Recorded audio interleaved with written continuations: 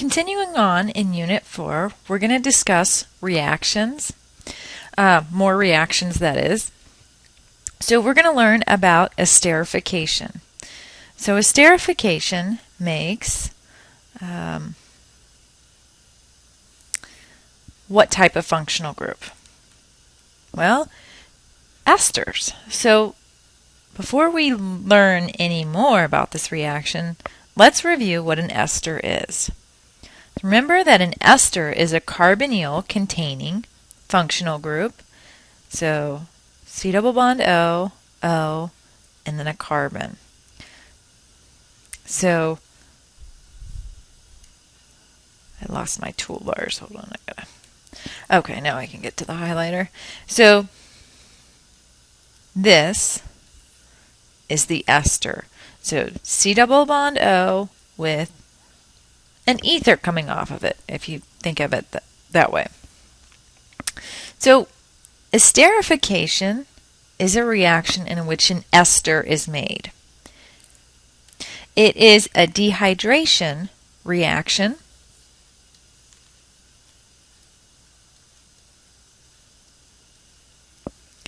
So in this reaction, water is lost, so loss of H2O.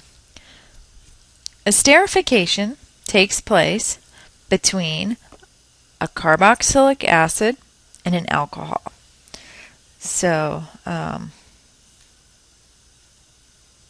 just going to draw a line here. So, carboxylic acid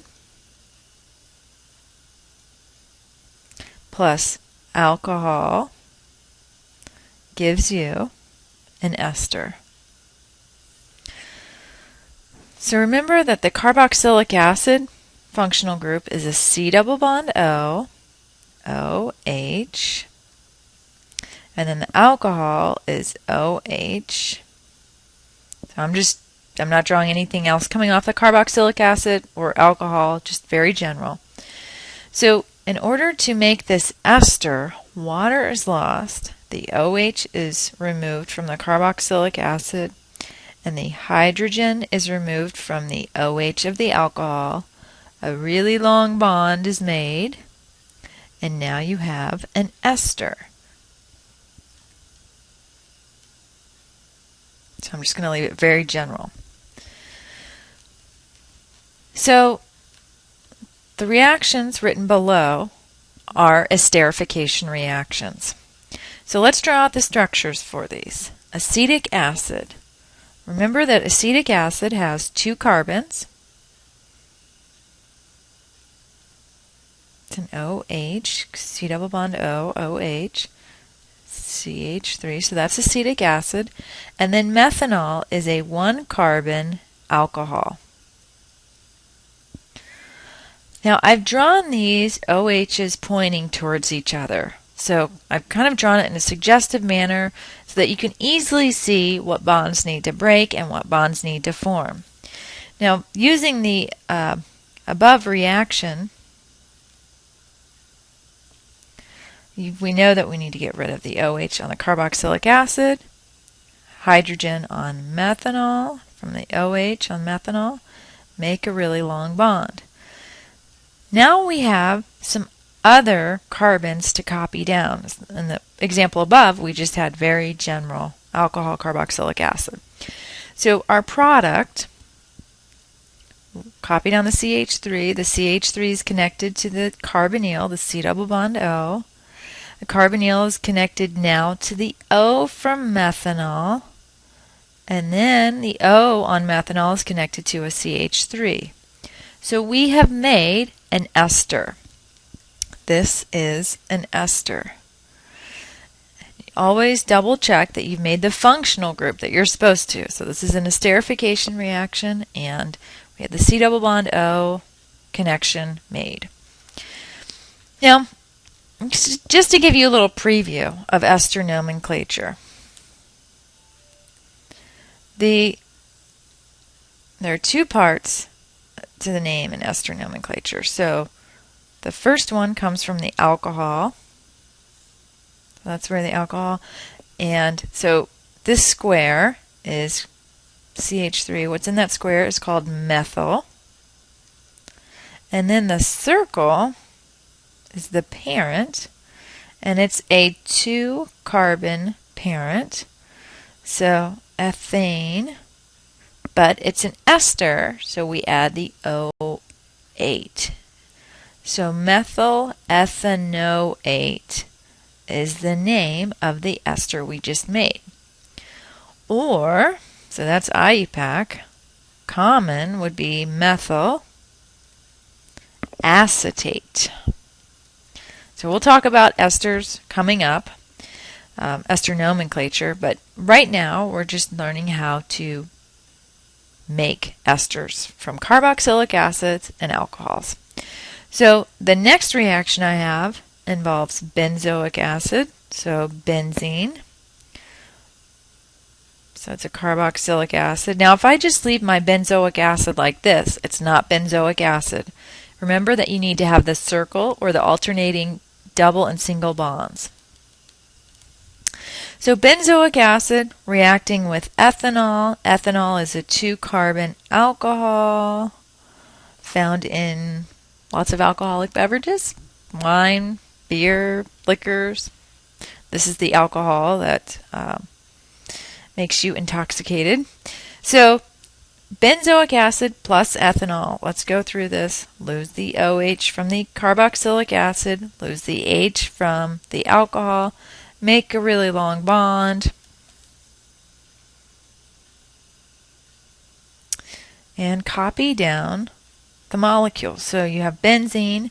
Coming off the benzene you have carbonyl. Coming off the carbonyl you have an O. This is now we're copying from over here. We have an O, and off of that O is a CH2CH3. So the name of this ester would be ethyl. This is from your orange flashcards. Benzoate.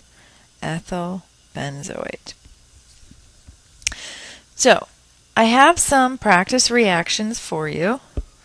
I want you to hit pause and work on completing these esterification reactions.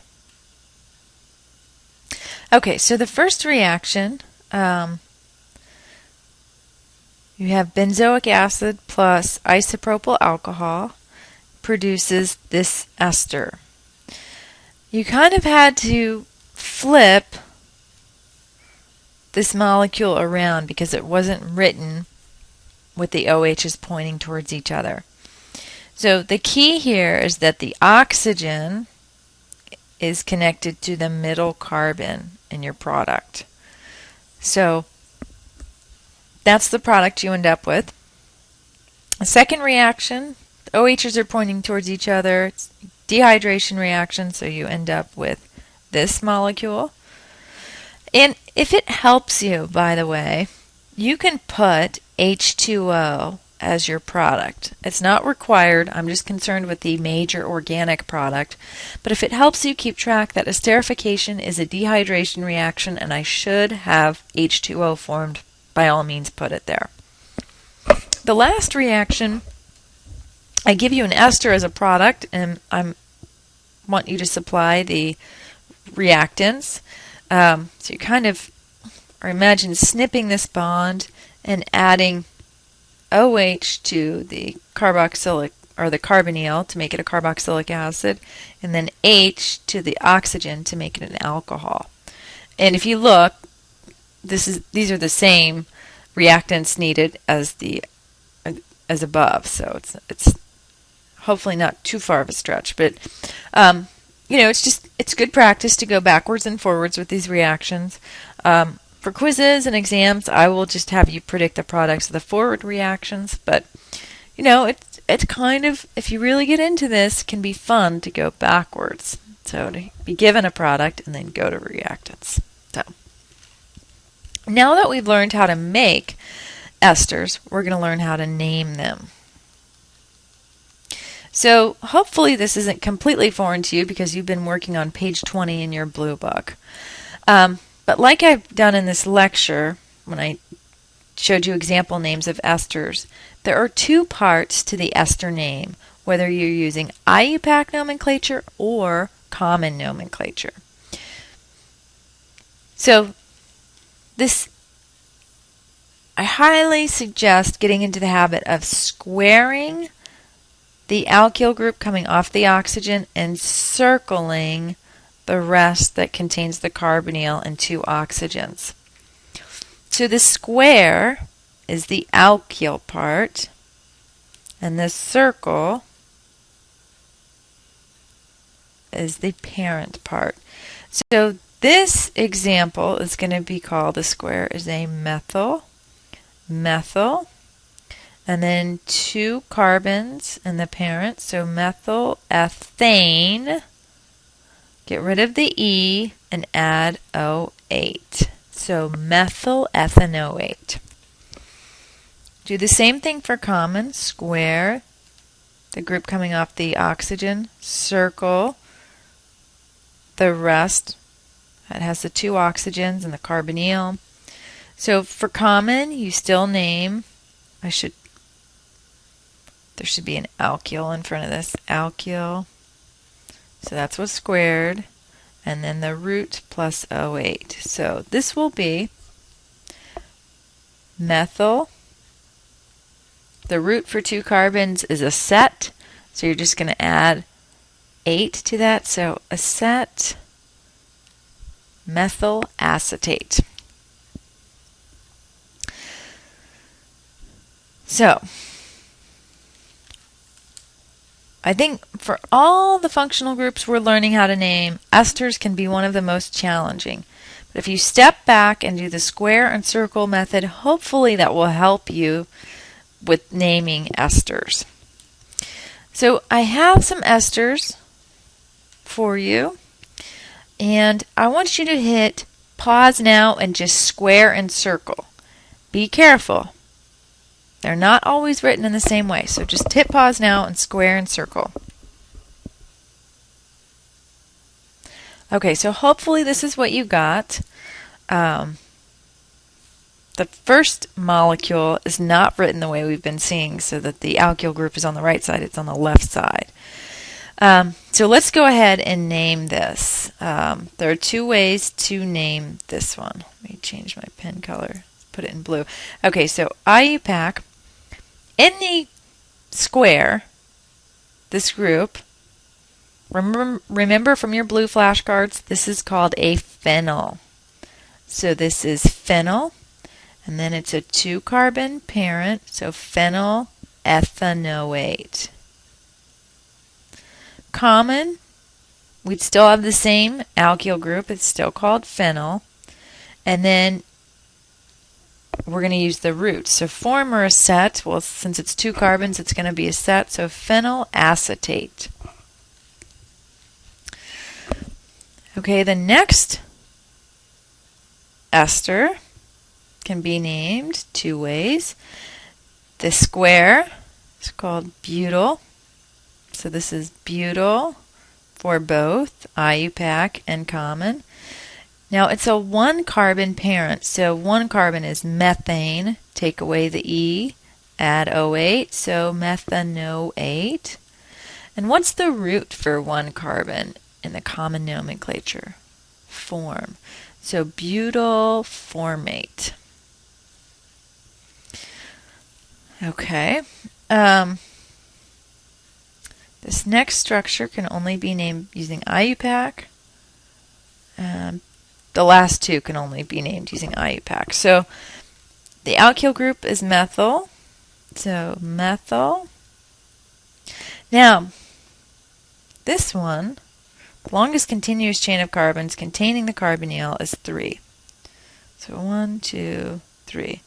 So I have a methyl group coming off my chain of 3. So my parent is going to be propane, propanoate, but I need to name that methyl group. So it's going to be methyl 2-methyl propanoate. And you can tell from the ending that it's an ester, and that the group coming off the ester is a methyl group. And then the last structure, methyl is in the square, so it's methyl.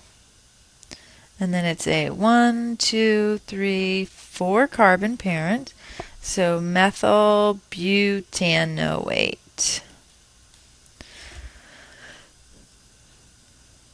So I definitely think practicing your Esther nomenclature will be very helpful. Look in your pink book, the second pink book that I've given you. Practice, practice, practice esters. Practice all the functional groups because, like I said, in Unit 4, we have a lot of functional groups that we're learning how to name. So far, we've learned how to name alcohols, thiols, ethers, aldehydes, ketones, carboxylic acids, esters. So we've got 2 more to name to make a total of 9, but we have learned a lot of functional groups to name. So practice, practice, practice. In terms of labs, good practice for esterification nomenclature and the actual esterification reaction. Lab number 16 deals with esterification. So work on your pre-lab for that and your lab. There are a lot of structures that you need to provide. So you need to, from the name, give a structure. So work on number 16, lab number 16. Also work on your homework problems. Practice your pink book. Practice, practice, practice. Especially mixing all the functional groups together because the exam will have them all mixed together. So until next time.